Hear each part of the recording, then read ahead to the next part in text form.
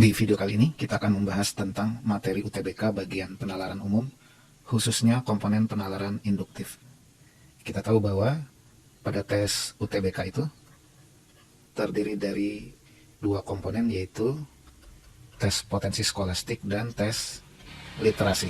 Tes potensi skolastik, salah satu komponennya adalah penalaran umum, dan di penalaran umum ini terdiri dari 3 komponen, yaitu penalaran induktif, kemudian ada penalaran deduktif, dan ada penalaran kuantitatif. Nah, di video kali ini kita akan khusus mempelajari tentang penalaran induktif. Ingat bahwa masing-masing komponen ini terdiri dari 10 soal di tes UTBK nantinya. Apa beda antara penalaran induktif dan penalaran deduktif? Penalaran induktif adalah metode berpikir yang diawali dengan pengamatan terhadap data-data spesifik untuk kemudian ditarik kesimpulan yang lebih umum. Sedangkan penalaran deduktif adalah metode berpikir yang diawali dari suatu teori dasar atau kebenaran umum untuk kemudian ditarik kesimpulan lain yang konsisten atau sesuai dengan kebenaran umum ini. Sebagai contoh, misalkan kita mengamati bahwa burung pipit bisa terbang, burung merpati bisa terbang, burung elang bisa terbang. Nah, berdasarkan data-data spesifik ini, kita simpulkan bahwa semua burung bisa terbang. Nah, ini adalah contoh penarikan kesimpulan dengan menggunakan penalaran induktif. Ya, dari data-data spesifik, kita ambil kesimpulan yang lebih umum. Nah, sedangkan pada penalaran deduktif ini kebalikannya. Ada suatu kebenaran umum, kemudian kita tarik kesimpulan yang lebih spesifik. Misalkan, semua manusia akan mati. Dari kebenaran umum ini bisa kita tarik kesimpulan, Denny akan mati. Karena Denny ini manusia. Jadi pada penalaran deduktif, ada kebenaran umum atau teori dasar. Nah, kemudian dari kebenaran umum ini kita tarik sebuah kesimpulan yang lebih khusus. Ciri dari penalaran induktif adalah bahwa kesimpulan yang dihasilkan belum tentu benar. Berbeda dengan penalaran deduktif, kesimpulan yang dihasilkan ini pasti benar, ya, selama kebenaran umum atau teori dasar yang dijadikan premisnya ini memang benar. Seperti kita tahu bahwa tidak semua burung bisa terbang, ya, ada burung yang tidak bisa terbang. Contohnya burung unta, ya, burung unta adalah burung tapi tidak bisa terbang.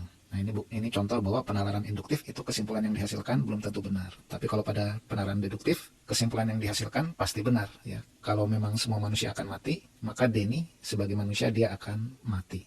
Berdasarkan penjelasan di atas, berarti bisa kita simpulkan bahwa soal penalaran induktif itu memiliki beberapa ciri. Antara lain, satu, adanya data-data spesifik yang bisa kita jadikan dasar untuk mengambil kesimpulan. Kemudian karena sifatnya yang belum tentu benar, maka ada istilah kesimpulannya mungkin benar, kemudian ada argumen yang memperkuat, ada argumen yang memperlemah, ada pernyataan yang sesuai, ada pernyataan yang tidak sesuai, ada data yang relevan, dan ada data yang tidak relevan. Nah, ini adalah ciri-ciri dari persoalan yang tergolong penalaran induktif. Sekarang coba kita bahas beberapa soal penalaran induktif yang konon keluar di tahun 2024. Kita mulai dari soal nomor 1. Kata soal, pada masa jabatan kepala desa Z, banyak warga yang mengikuti kerja bakti setiap minggu. Pada masa jabatan kepala desa W, lebih sedikit warga yang mengikuti kerja bakti setiap minggu. Manakah pernyataan berikut yang paling mungkin menjelaskan perbedaan kedua kondisi tersebut? A. Kepala desa Z membuat program yang menarik bagi warganya untuk mengikuti kerja bakti setiap minggu. B. Pada masa jabatan kepala desa W, lingkungan desa yang dipimpinnya sudah cukup bersih. C. Pada masa jabatan kepala desa Z, banyak warga menyadari pentingnya kebersihan lingkungan. D. Banyak warga yang sibuk bekerja pada saat kepala desa W menjabat. E. Pada masa jabatan kepala desa Z, kekeluargaan di antara warga cukup kuat. Soal nomor 1 ini merupakan soal penalaran induktif dengan ciri bahwa ada data-data spesifik yang diberikan. Misalkan di sini, saat kepala desa Z, banyak warga yang kerja bakti. Sedangkan saat kepala desa W, sedikit warga yang mengikuti kerja bakti. Ini adalah data-data spesifik yang diberikan. Kemudian ciri lain dari soal penalaran induktif adalah muncul istilah paling mungkin. Ya, mungkin. Ya, karena ingat, pada penalaran induktif, kesimpulan yang dihasilkan itu belum tentu benar. Di soal dijelaskan bahwa kerja baktinya berubah dari ramai menjadi sepi itu dikarenakan faktor kepala desanya yang berubah dari si Z menjadi si W. Tidak dijelaskan soal warga desanya, berarti kita asumsikan warga desanya tetap orangnya itu aja. Dan tidak dijelaskan tentang lingkungan desanya, berarti kita asumsikan lingkungan desanya tetap gitu-gitu aja. Nah, berarti kita cari jawabannya yang menunjukkan faktor kepala desanya yang berubah. Manakah pernyataan berikut yang paling mungkin menjelaskan perbedaan kedua kondisi tersebut? A. Kepala desa Z membuat program yang menarik bagi warganya untuk mengikuti kerja bakti setiap minggu. Nah, ini dia faktor kepala desa yang berubah. Ini yang sesuai dengan data-data yang disajikan di soal. B. Pada masa jabatan kepala desa W, lingkungan desa yang dipimpinnya sudah cukup bersih. Tidak dijelaskan soal lingkungan desa. Pada masa jabatan kepala desa Z, banyak warga menyadari pentingnya kebersihan lingkungan. Tidak dijelaskan soal warga, perubahan warga. D. Banyak warga yang sibuk bekerja pada saat kepala desa W menjabat. Tidak dijelaskan soal perubahan warga. E. Pada masa jabatan kepala desa Z, kekeluargaan di antara warga cukup kuat. Tidak dijelaskan soal perubahan warga. Nah, berarti jawabannya yang A. Kita lihat soal nomor 2. Kata soal, pakar budaya A menyatakan perang menjadi salah satu ancaman dalam kelestarian budaya karena banyaknya warisan budaya yang rusak selama perang. Pakar budaya B menyatakan budaya menjadi salah satu solusi untuk mencegah terjadinya perang karena syarat akan kearifan lokal yang turun-temurun. Data menyebutkan bahwa terdapat konsensus bersama untuk tidak menyerang situs-situs budaya selama peperangan terjadi. Manakah pernyataan berikut yang paling tepat mengenai data tersebut? A. Memperkuat pernyataan pakar budaya A. B. Memperlemah pernyataan pakar budaya A. C. Memperkuat pernyataan pakar budaya B. D. Memperlemah pernyataan pakar budaya B. E. Tidak relevan dengan pernyataan pakar budaya A dan B. Nah, soal ini tergolong ke dalam soal penalaran induktif dengan ciri adanya kata memperkuat dan memperlemah. Ingat, kesimpulan yang ditarik pada penalaran induktif itu bersifat belum tentu benar. Ya, jadi tinggal seberapa kuat atau seberapa lemah kesimpulan yang ditarik itu bergantung data-data yang diberikan.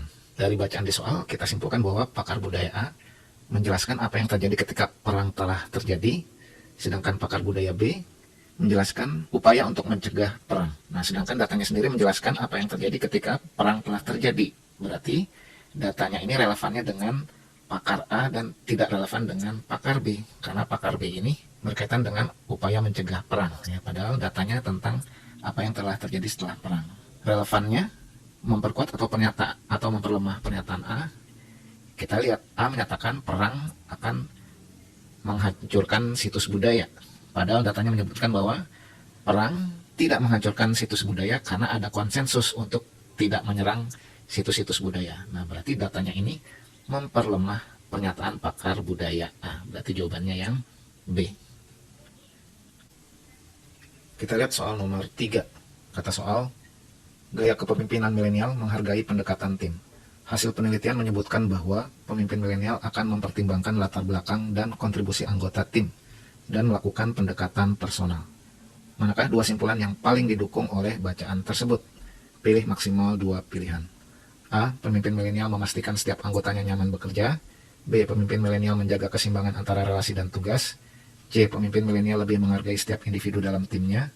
D. Pemimpin milenial memastikan semua tugas terselesaikan sesuai dengan rencana. E. Pemimpin milenial berusaha mengenali karakteristik tiap individu anggota timnya. Nah, soal nomor 3 ini tergolong soal penalaran induktif karena adanya kalimat mana dua simpulan yang paling didukung oleh bacaan tersebut. Didukung ini sama dengan diperkuat. Ingat, kesimpulan yang didapatkan dari penalaran induktif itu sifatnya belum tentu benar. Nah, tinggal seberapa kuat atau seberapa lemah kesimpulan yang diambil itu bergantung argumentasi dan data-data yang diberikan. Nah, di soal nomor 3 ini kita lihat bahwa hasil penelitiannya ini berbicara tentang latar belakang, kontribusi anggota tim, dan pendekatan personal.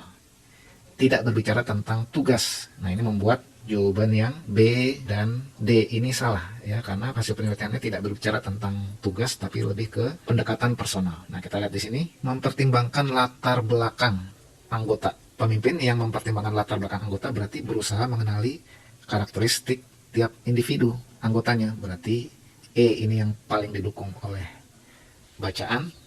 Kemudian juga pemimpin mempertimbangkan kontribusi anggota. Nah, kalau dia mempertimbangkan kontribusi anggota berarti dia lebih menghargai setiap individu dalam timnya ya. Berarti nomor 3 jawabannya C dan E. Kita lihat soal nomor 4. Kata soal, pemilik restoran K mengatakan bahwa sejak diberlakukannya kebijakan bebas rokok selama 1 bulan terakhir, jumlah pengunjung restoran meningkat. Manakah pernyataan berikut yang jika benar akan memperkuat pernyataan pemilik restoran K? A. Sebagian besar pengunjung restoran tidak peduli dengan kebijakan bebas rokok di restoran K. B. Pada bulan sebelumnya, restoran K mengadakan promosi diskon besar-besaran untuk menarik pengunjung. C. Kebijakan dilarang merokok di restoran K belum diterapkan 1 bulan yang lalu. D. Pengunjung di restoran K tetap banyak walaupun kebijakan bebas rokok tidak diterapkan. E. Restoran lain di sekitar restoran K juga tidak memperbolehkan pembelinya merokok. Nah, soal nomor 4 ini tergolong soal penalaran induktif dengan ciri adanya pernyataan yang memperkuat. Ingat bahwa kesimpulan yang diambil pada penalaran induktif itu bersifat belum tentu benar ya. Tinggal seberapa kuat atau seberapa lemah kesimpulan yang diambil itu bergantung data-data yang diberikan.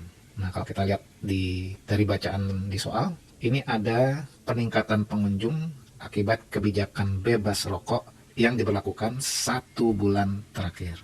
Berarti kalau kita cek opsi jawabannya, A. Sebagian besar pengunjung restoran tidak peduli dengan kebijakan bebas rokok di restoran K. Ini salah ya, karena adanya peningkatan ini menunjukkan pengunjungnya peduli dengan kebijakan bebas rokok. B. Pada bulan sebelumnya restoran K mengadakan promosi diskon besar-besaran untuk menarik pengunjung.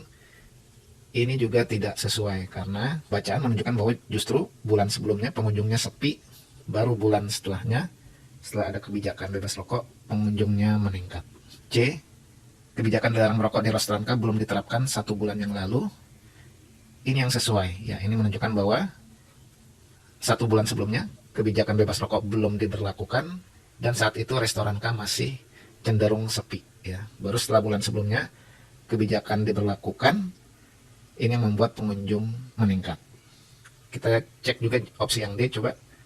Pengunjung di restoran K tetap banyak walaupun kebijakan bebas rokok tidak diterapkan. Ini tidak sesuai ya, karena kalau pengunjungnya meningkat, ini menunjukkan bahwa tadinya sepi menjadi ramai ya. Yang E, restoran lain di sekitar restoran K juga tidak membolehkan pembelinya merokok. Bacaan tidak menyinggung soal restoran lain ya, bacaan cuma menjelaskan apa yang terjadi di restoran K ya. Jadi ini tidak relevan. Berarti jawabannya adalah yang C.